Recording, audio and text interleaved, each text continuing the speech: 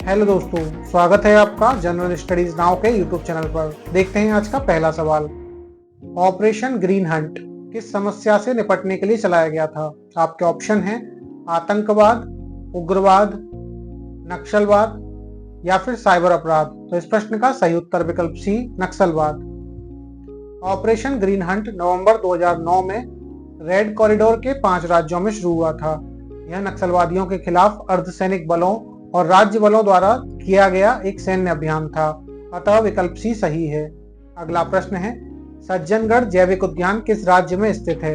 आपके ऑप्शन है बिहार, राजस्थान, उत्तर प्रदेश या फिर मध्य प्रदेश। तो इस प्रश्न का सही उत्तर है विकल्प बी, राजस्थान।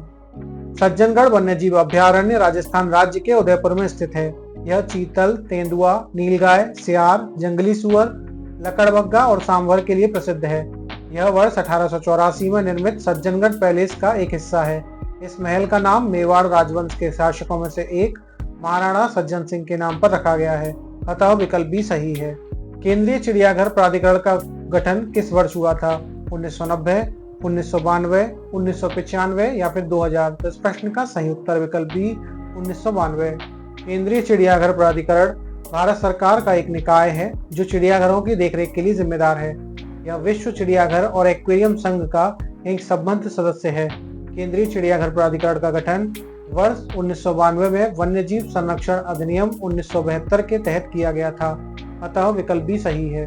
अगला प्रश्न है, निम्नलिखित में से कौन सा राज्य रेड कॉरिडोर क्षेत्र का हिस्सा नहीं है? आपके ऑप्शन है बिहार, आंध्र प्रदेश, उत्तर प्रदेश या महाराष्ट्र। तो इस प्रश्न का सही उत्तर विकल्प सी, उत्तर प्रदेश।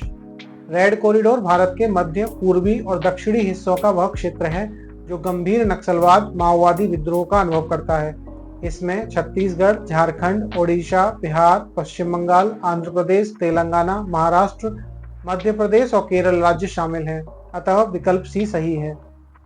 अगला प्रश्न है, निम्नलिखित में से किस गैस को फ्रेऑन के नाम से भी जाना जाता है? आपके ऑप्शन है हाइड्रोकार्बन, क्लोरोफॉर्म, क्लोरोफ्लोरोकार्बन या फिर हेलोन। तो इस प्रश्न का सही उत्तर विकल्प सी, क्लोरोफ्लोरोकार्बन। क्लोरोफ्लोरोकार्बन यानी CFC का एक व्यापारिक नाम फ्रेऑन भी है। इसका उपयोग रेफ्रिजरेटर और एयर कंडीशनर में कूलेंट यानी कि प्रशीतक के रूप में किया जाता है। समताप मंडल में ओजोन क्षरण हेतु जिम्मेदार पदार्थों में सबसे मुख्य भूमिका क्लोरोफ्लोरोकार्बन की है, अतः विकल्प सी सही है। अगला प्रश्न है, कथकली नृत्य किस भारतीय राज्य से संबंधित है? आपके ऑप्शन है केरल, कर्नाटक, उत्तर प्रदेश या फिर तमिलनाडु। तो इस प्रश्न का सही उत्तर विकल्प ए, केरल। केरल कई परंपरागत नृत्य तथा नृत्य नाटक शैलियों का स्थल है। इसमें से एक है कथकली।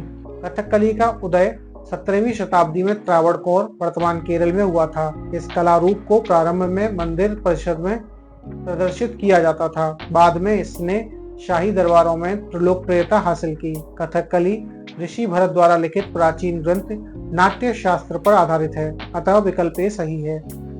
अगला प्रश्न है, निम्नलिखित में से कौन सा एक गैर संचारी रोग नहीं है? आपके ऑप्शन है कैंसर, मलेरिया, मधुमेह या फिर अस्थमा। तो इस प्रश्न का सही उत्तर विकल्प बी, मलेरिया।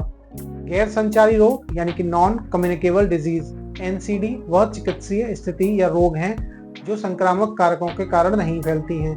गैर संचारी रोगों को दीर्घकालिक बीमारियों के रूप में भी जाना जाता है क्योंकि ये लंबे समय तक बनी रहती हैं तथा आनुवांशिक, शारीरिक, पर्यावरण और व्यवहार कारकों के संयोजन का परिणाम होती हैं। NCD में हृदय रोग, कैंसर, मधुमेह, अस्थमा आदि शामिल हैं। वहीं संचारी रोग एक व्यक्ति से दूसरे व्यक्ति में सीधे संपर्क से या परोक्ष रूप से भोजन, जल, वायु इत्यादि माध्यमों से स्थानांतरित होते हैं। संचारी रोगों को संक्रामक रोगों के रूप में भी जाना जाता है, उदाहरण के लिए मलेरिया, एड्स इत्यादि, अतः विकल्प भी सही है।